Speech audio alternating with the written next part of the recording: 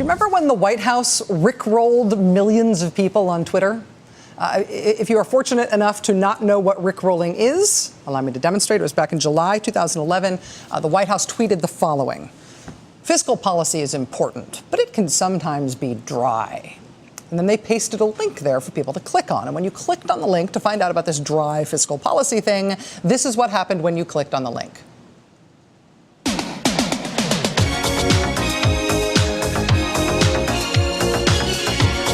There. You have been rickrolled. Congratulations.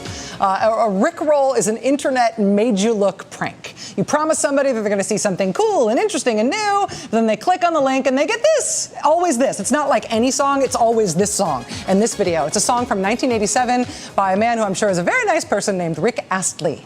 But his name is Rick, and so it's rickrolled. This is an old online joke. And yes, it's weird and it is annoying, but it's annoying on purpose. It's annoying because you not only don't get to see the noteworthy thing you were promised, that you were interested in enough to click, but you also get this song stuck in your head and it stays there forever. It's the rickroll, okay? Well, earlier this week, the National Rifle Association announced that they would be holding a major press conference to respond to the shooting at the Sandy Hook Elementary School in Newtown, Connecticut. And at this press conference, they said they would offer meaningful contributions to help make sure that nothing like Sandy Hook ever happens again.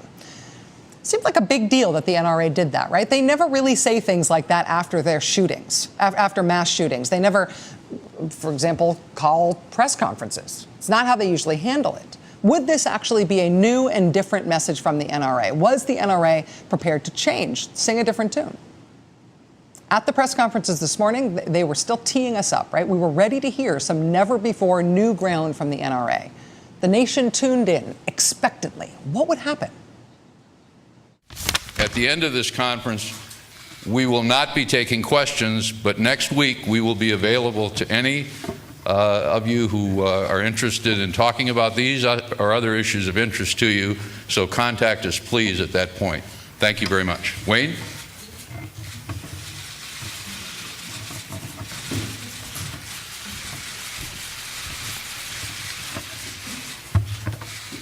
Good morning.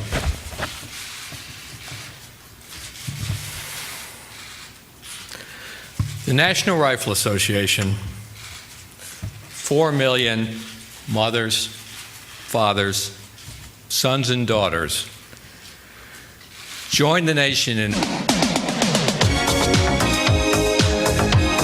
same old thing, and it's going to be stuck in my head forever.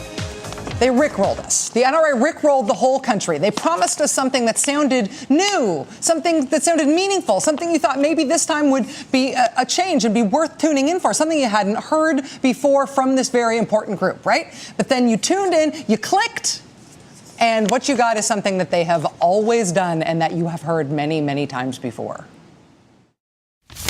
There exists in this country, sadly, a callous, corrupt, and corrupting shadow industry that sells and stows violence against its own people through vicious, violent video games. I mean, we have blood-soaked films out there, 1,000 music videos, and you all know this, portray life as a joke, and they portray murder as a way of life. And throughout it all, too many in the national media, their corporate owners, and their stockholders act as silent enablers, if not complicit co-conspirators. Video games, movies, music videos, the media all to blame. At one point, he blamed hurricanes for whatever is the bad thing that happens next, but definitely not guns. And this blame everything except guns, this is not a new PR strategy for the NRA. This is what they always, always do. We believe that people adjudicated mentally incompetent by a court of law should be prevented from owning guns. As discussions continue in the weeks ahead, and I know they will, we're going to have many, many discussions in the weeks ahead. We'll take our responsible place at any gathering that seeks meaningful solutions in this country, as long as they do not erode, even a little bit, the freedoms this association exists to protect. That was as far as they've ever been willing to go in the past. That was Wayne LaPierre at the NRA conference in 1999, not 2 weeks after the Columbine shootings. That was what they said was their meaningful contribution back then to support something that was already the law. This is what the NRA does. Puts the blame on everyone and everything other than the one thing that they do not want to talk about, which is guns.